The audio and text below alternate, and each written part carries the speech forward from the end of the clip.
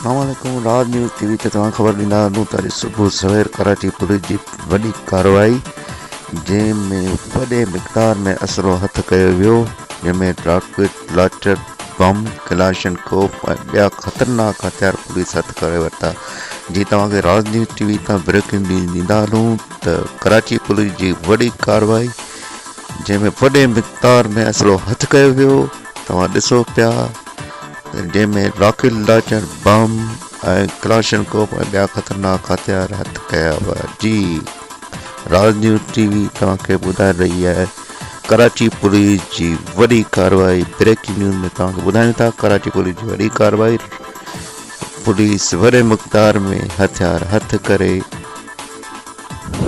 कराची खे वॾी तकरीबकारी खां बचाए वरितो। पुलिस जी इन कार्रवाई ते आवाम में ख़ुशी इज़हार।